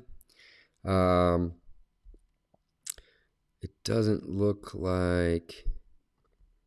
Okay, next I'm going to click start date as of today. And then if I wanted to repeat the step, I could. And I could repeat the step, every 30 days, every 60 days, every 90 days. And next I'm going to click save campaign. So boom, look at this, guys. I have one unread message from her. So if I clicked into this, you can see that number that is responded, and it's going to take me right over to my messages. She says no. Okay, no problem. We're not going to bother her. And I don't know if that's Annie or not, but I am sending Annie, I think it's this one, a postcard. All right. And I'm just doing this to kind of test some stuff out, but you can see here the campaigns: SMS campaigns 1, mail campaign 1. And just like that, she's going to get a postcard in the mail from my company with my name and my number on it. It'll probably take, maybe somewhere between 4 and 10 days for that postcard to arrive, but it doesn't matter, right? Marketing to motivated sellers is the name of the game. All right. So if I wanted to go over and look at this one here now, this one here, it looks like is, 1495 El Centro Drive. Let's go ahead and copy that address. We do have our folder marked as fluorescent, and we can, let's see here, if I click off of that, does that go? I guess I just click on fluorescent. That's cool. I can also create a status. So like, these people that respond back that says that they're not interested, via the text message right here. So the way that this is laid out is just really, really cool. I'm really liking this, right? And if they respond back and say no, then I'm going to probably mark the deal as dead, or maybe currently marketing or something like that. So this one here, I'm going to put currently marketing, and we're going to do a skip trace, right? And we're going to find that they have one landline, one cell phone, and one email. Now, again, if you don't want to do your skip tracing or your texting or your mail from here, that's fine. Go do it however you want to do it. It doesn't really matter. But one thing I would suggest, and you'll notice here that it's given me landlines and emails with these skip traces, right? So let's go ahead and send a SMS to this person here. And does it pop up on top? It doesn't. So we're going to paste that in. There it is, Stephen Mueller. Add to campaign. And there's our preset filters. We're going to click save campaign. Boom, text message was sent just like that. Now, one thing I do want to touch base on and talk about just really quickly, guys, is you can't text message a landline. And when you're doing these skip tracing right here from the portal, looks like I can actually click right here to make a call. Holy cow. Via FaceTime. Look at that. I didn't even know that was a thing. They are adding new features to this thing every single day. Awesomeness. That is awesome. But the main point that I want to make is you get landlines, you get cell phones, you get email addresses, right? And if you are, not taking advantage of the data that you're getting here, if you're not taking advantage of that, I would say you should, right? I don't want to call anybody a fool, but it would be foolish to not take advantage of the data. You're paying for it, right? Every time I'm doing a skip trace, I'm spending, 12, 15, 17, 18 cents. It depends on the package that you have, right? But what I typically do is, I will send an SMS or maybe send mail, right? But at the end of the week, I'm going to go in and I'm going to export all the new leads that I've added, all right? And the reason is because I have cold callers on staff as well as cold texters on staff. And if I'm only texting mobile numbers, and let's say that, a particular seller is hard to reach via a cell phone, but I also have an email address and a landline phone number, then the cold callers can call the landlines. And the cold texters that I have can text. And you can be these people too, right? I don't have to outsource it. I just prefer to, because I want to be able to go take cool trips and travel around. And, I don't want to be spending, 15 hours a day marketing, right? I have 3 or 4 people on staff that do this for us all day long. And it essentially equates out to 15, 20 hours every day, when you combine 3 or 4 people in there doing it, of marketing. And that's how we're able to buy 2 to 3 houses a week. We're doing a lot of marketing, right? So the point that I wanted to make was, if you're paying for this data, even if it's only, 15, 18 cents a piece, use it, right? So don't just send one text message and move on. Export that data. And I typically I think I have a calendar reminder like on Sunday afternoons or Sunday evenings. And I'm like kind of laying around on the couch. I'll get a notification that says, hey, go export your data, Dave.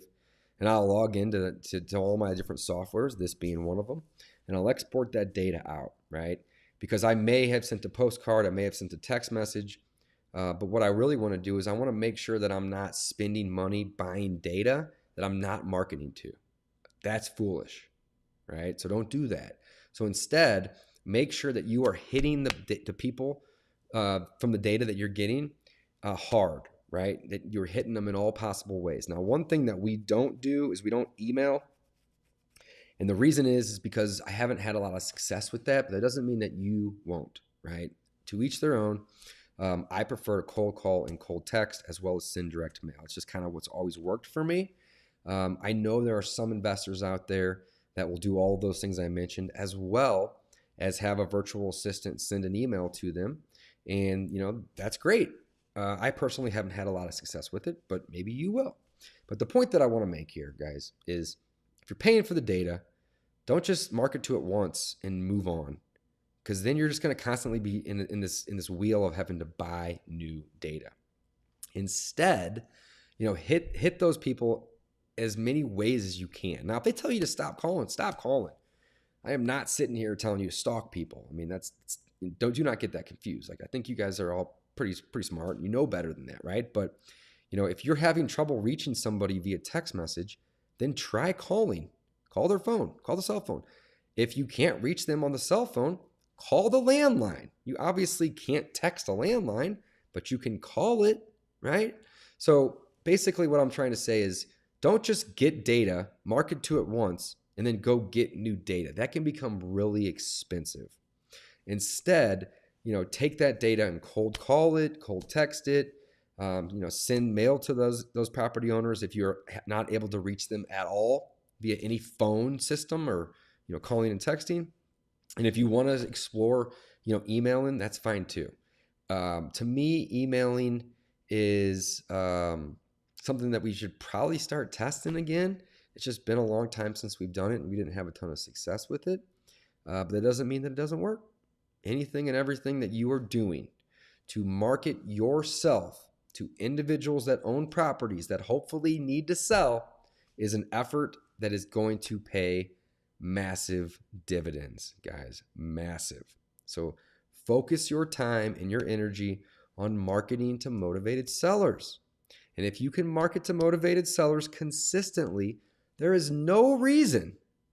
All right, I'm going to say this again. If you are marketing to motivated sellers consistently, there is absolutely no reason that you cannot stumble across a deal. It's bound to happen. All right? The 1 to 2 houses a week that my company is buying, some of these we stumble across them. We may market to somebody and they don't have any interest in selling their house, but their brother-in-law down the street does. You just fell into a deal.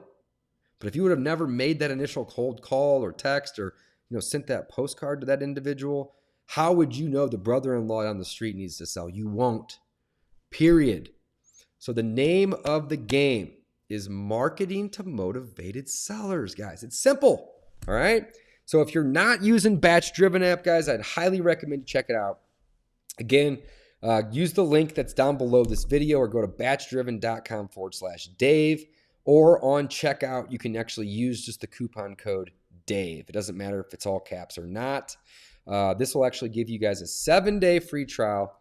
50 skip traces are included in that trial, and you can basically do what I just did and get 50 free skip traces amongst that 7-day free trial to go out and find motivated sellers in your backyard. All right.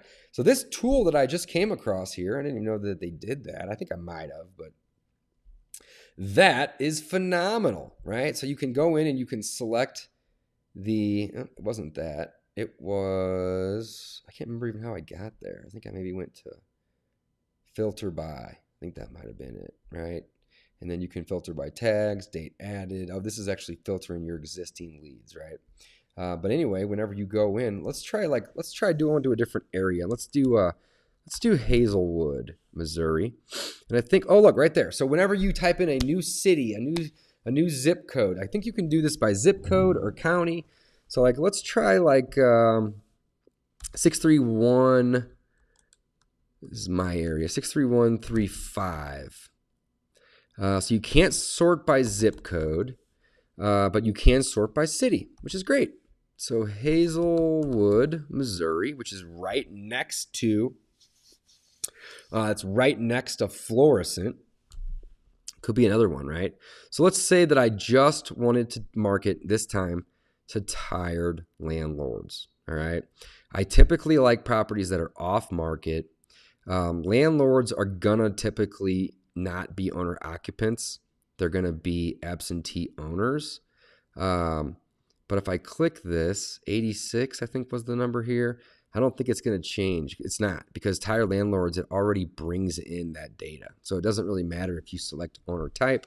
But I do like to put non-on market. If you want to market to people on market, that's fine.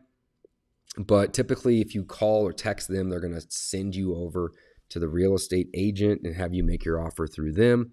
And when you do that, these real estate agents, they typically, I'm not an agent, but when they go out and they get a client that wants to list their house, their sales pitch is, think of it this way, guys. You think that their sales pitch is going to be, I'm going to try to get you at least 70 cents on the dollar or more? No, hell no.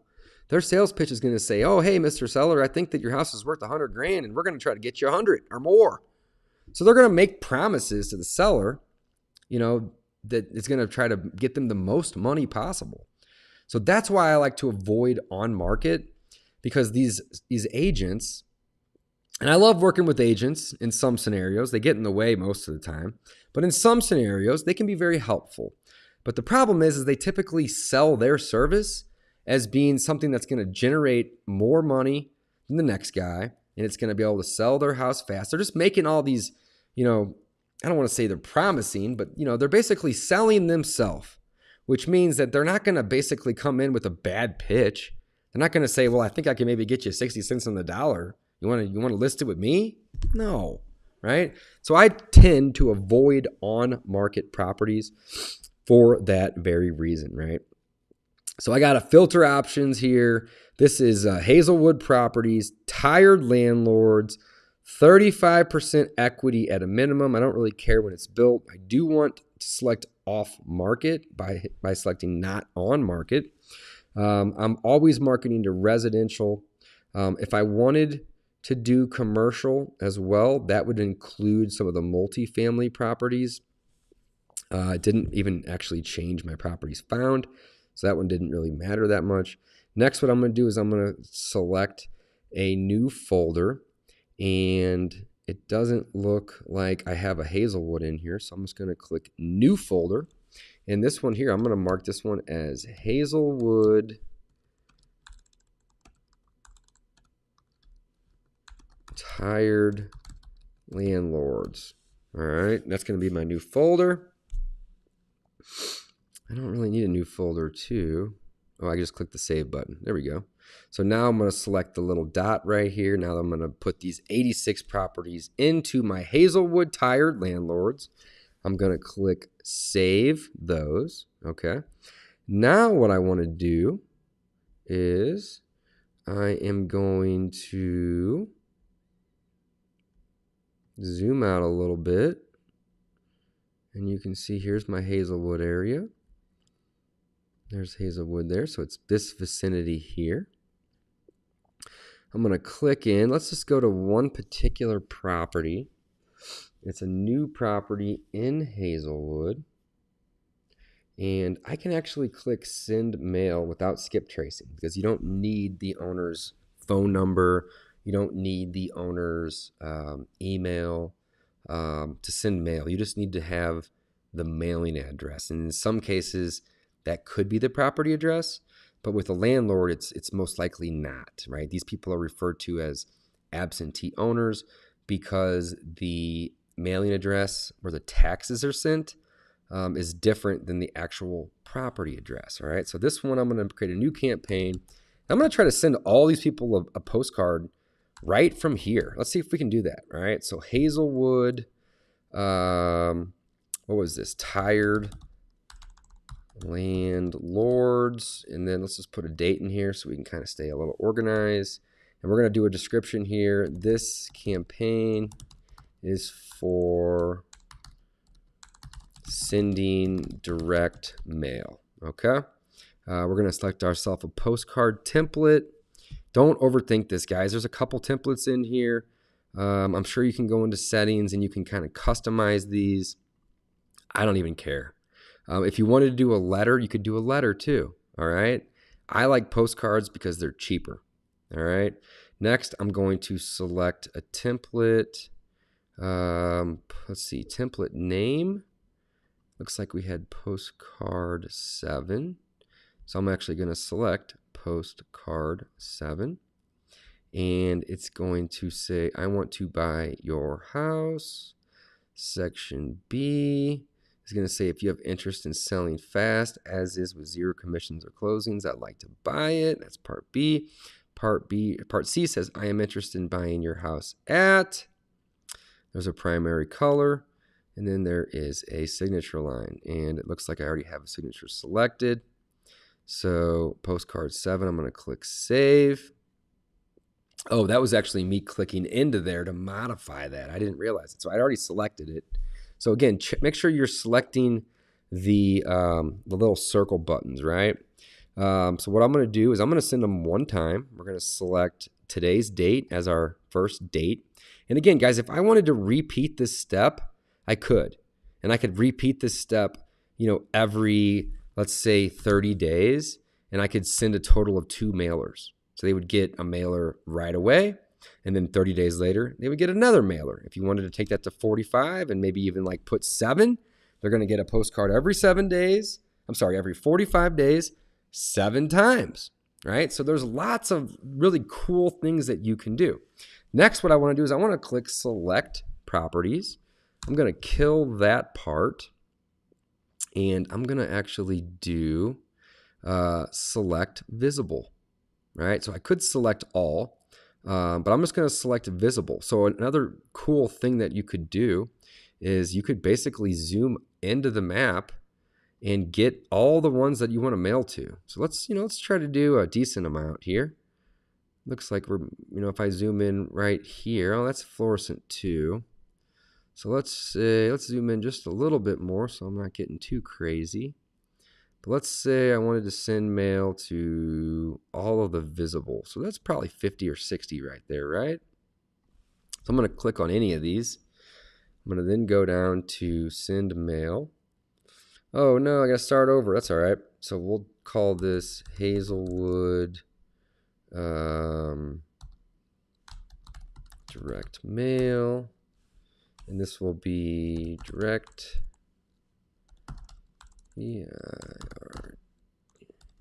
mail D4D on 1/3/21, postcard 7, start date, select properties, and then what I can do is I can select all or select the visible. So it ended up being right about the same thing, no big deal.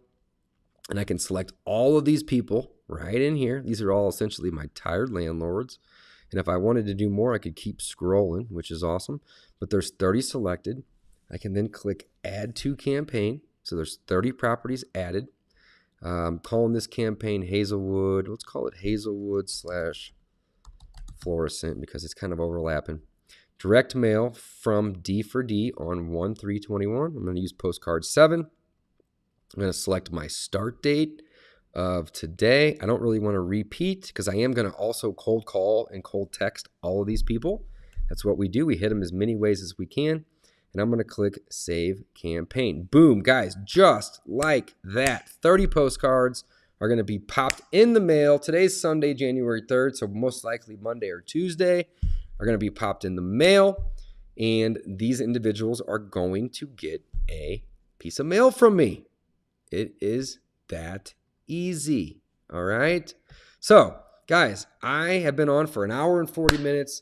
Huge fan of Batch Driven. If you are not already driving for dollars, I would highly recommend you check out Batch Driven.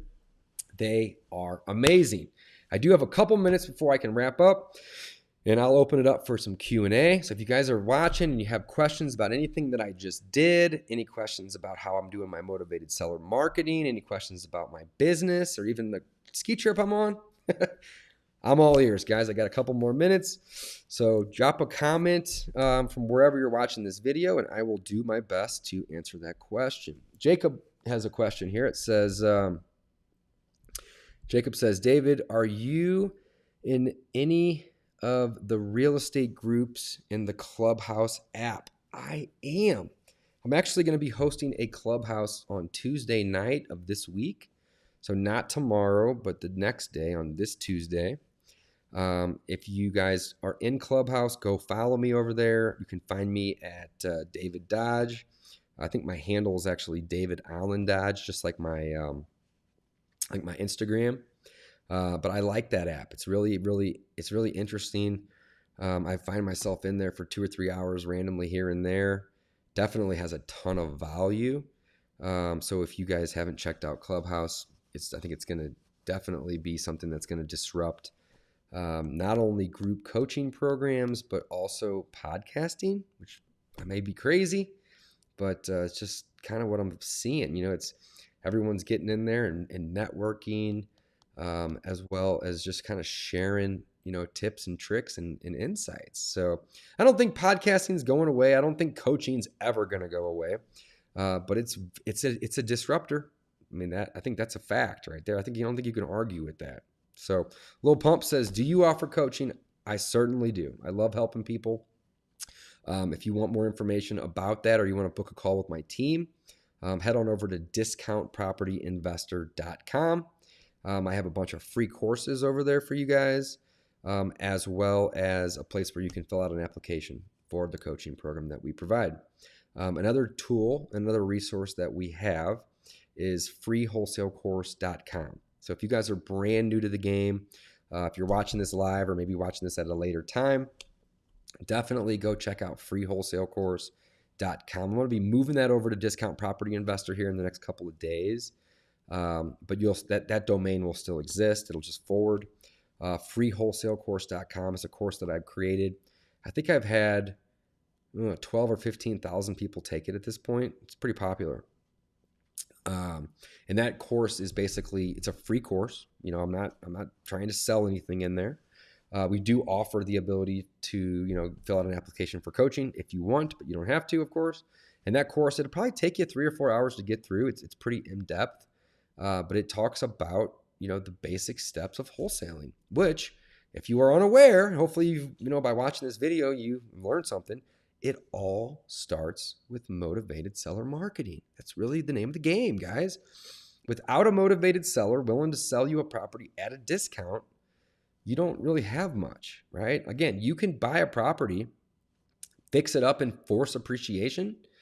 But by doing so, it's time consuming. It's not, it's costly. And it's hard to force enough appreciation to make a hefty profit. So, one thing that I think a lot of new investors kind of don't know right out the gate is the cost of selling a property is, typically anywhere between 8 and 12%. So let's just call it 10%.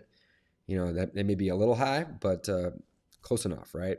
So, if you buy a house at, let's say, $100,000, and you put 10,000 in it, and you only sell it for 110,000, at the end of the day, you're going to lose money. All right. Yeah, you're getting all the money back that you put to buy it and fix it up, but you're neglecting the cost to sell it, which is the real estate commissions, which is typically around 6%, give or take. You are neglecting the closing costs at the title company. You are neglecting the holding costs, which would be your taxes, your insurance, your utilities, maybe even HOA fees, and I'm probably missing a couple things in there. You are neglecting your seller concessions, which basically means when you go sell a property, the buyer is going to bring in an inspector, a professional inspector, and their job is to provide a 70 to 100-page report of every little thing that's wrong with it, which typically means that they're going to come back and say, you either need to fix all this shit or you need to give us a credit of $3,000, $5,000, $10,000 if we're going to continue to buy it. And then also, depending on the loan they're getting, right? Most of the time, when you're selling a property after you fix it up to a buyer that's going to move into it, right? Somebody that is going to basically be the primary, it's going to be their primary residence. They're going to be the owner occupant. If they're using a specific product like FHA or VA, depending on what's in that inspection report, the bank may not even allow you to give them a credit. They may say, no. It needs a new air conditioner and it's got a leaky roof. We're not lending to this seller unless you fix that stuff. All right. So the point that I'm trying to make is, it's typically cost about 10% to sell a house. So forcing appreciation above and beyond 10%, you can do it, but it's hard, right? So why not, use your forced appreciation plus the discount, basically the earned equity. It's going to help you out tremendously, guys. So, the way I look at it is I don't buy houses because I want to.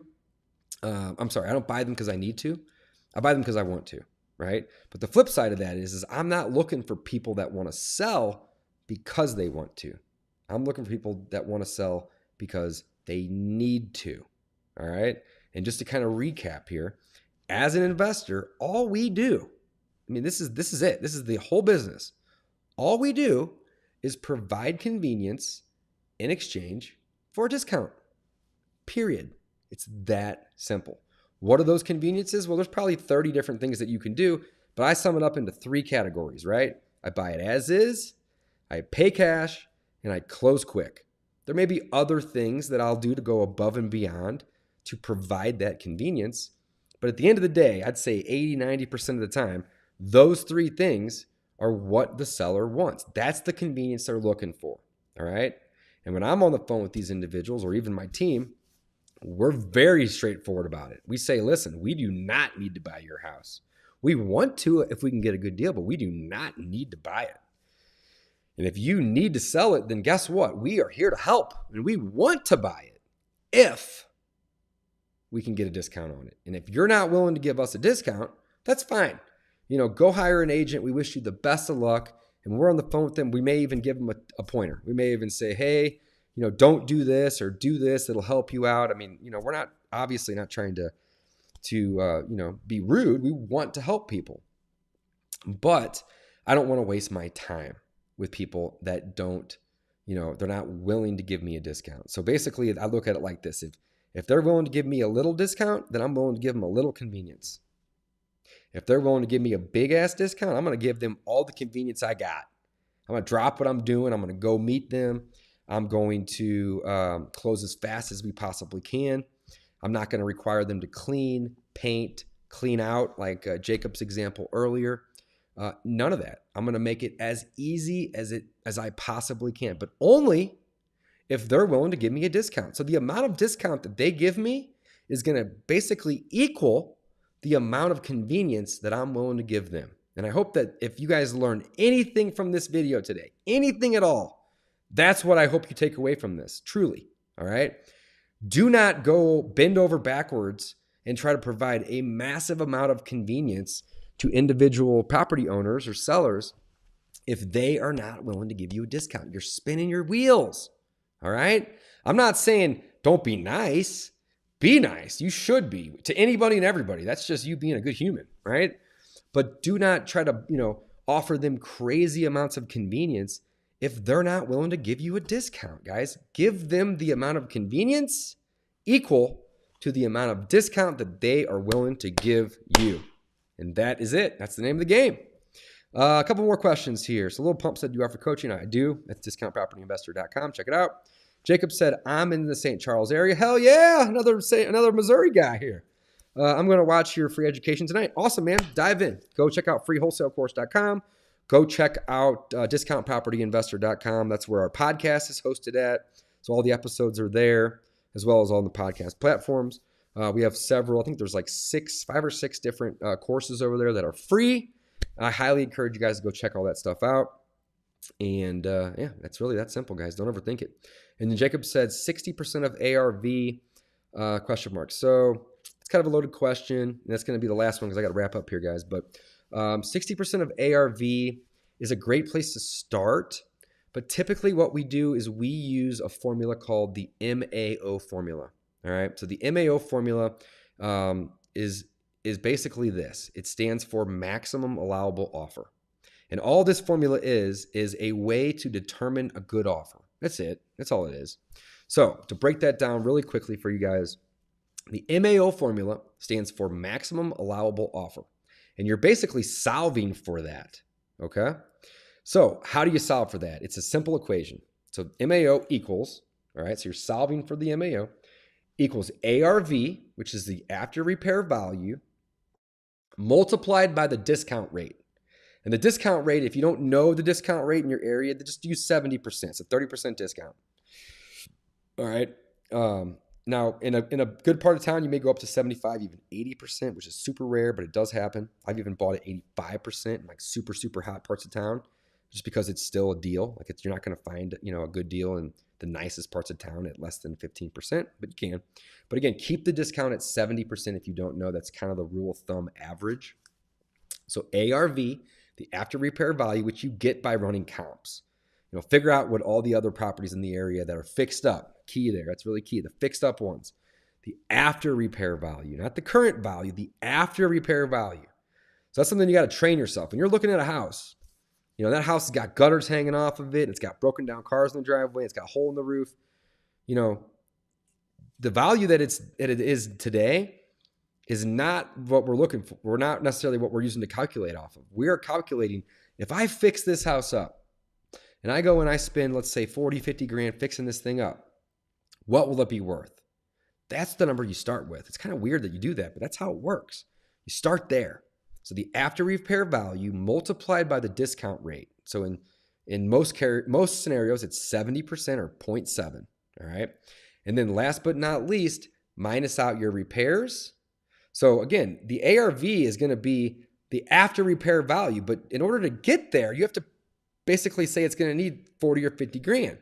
So then you're going to subtract that out, but you want to subtract that out after you multiply it by your discount rate, not before, after. All right. So ARV times your discount rate, which is about 70%, minus your repairs.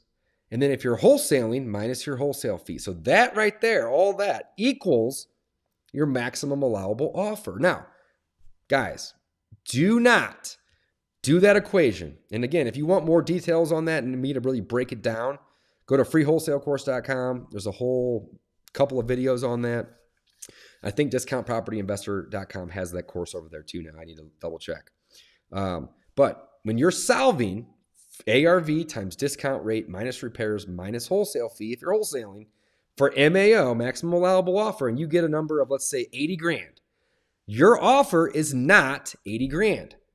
80 grand is the maximum allowable offer. It's the most that you are willing to pay.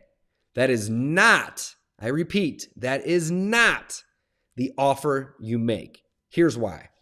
If I make an offer at 80 grand and the seller says, man, you're really close. I need to be at 90.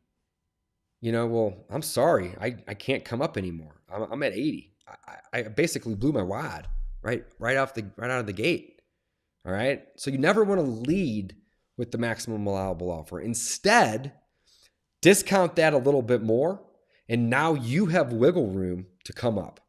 Okay, so in this scenario, let's say that we had an ARV times a discount rate of 70%. We minused our repairs, and maybe we wholesale, maybe we're not, and we subtract our wholesale fee. Again, maybe not.